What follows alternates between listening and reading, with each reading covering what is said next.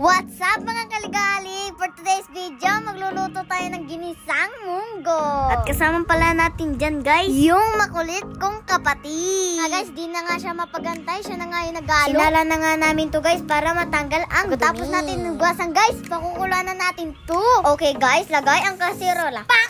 Sunod naman, ilalagay natin ang munggo. Nelay paso. Takpan naman natin to guys para mabilis lumambot. Patulong na nga kami kay Papa Mikoy mga kaligali. At nga habang nag-iiwa si Papa Mikoy ng ingredients guys, kumuha muna kami ng talbos ng kamote.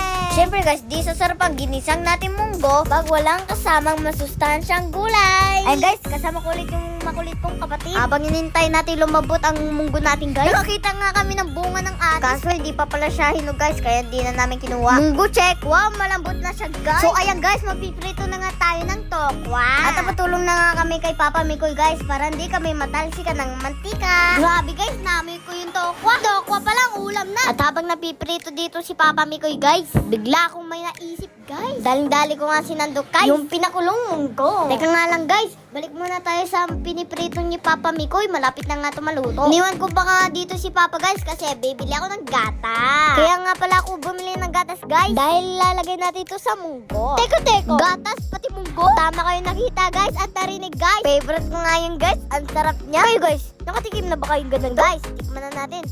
Wow, perfect! Magpapahuli ba yung kapatid ko guys? Siyempre, meron din yan. So ayan guys, balik na nga tayo sa niluluto ni Papa Mikoy. Sa wakas, naluto na nga din yung tokwa guys. Pag wala nga kaming pabiling karne guys, ito nga yung nilalagay namin sa hook. Isipin mo na nga lang guys, ito yung lechong kawali. Nagisa na nga si Papa guys ng bawang, sibuyas, kamatis, luya. At saka meron pa labanos nostasya. Teka, ano to, bay kubo? So ayan guys, nilagay na nga ni Papa yung munggo. Grabe guys, namin masarap namin ulam. Dinagdagan na nga ito ng tubig ni Papa Mikoy guys, para marami tayo nahigop na sabaw.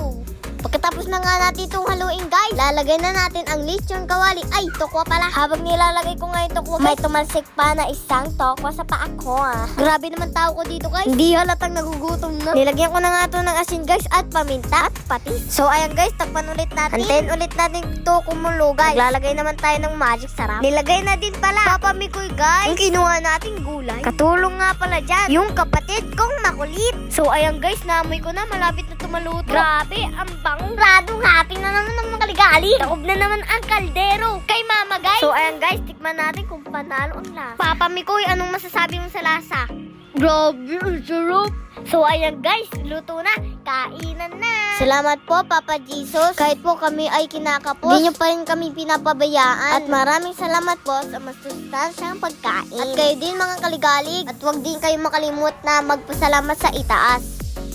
So ayan guys, hanggang dito na lang. Maraming salamat sa inyong suporta. Alright mga kaligalig, go, go, go!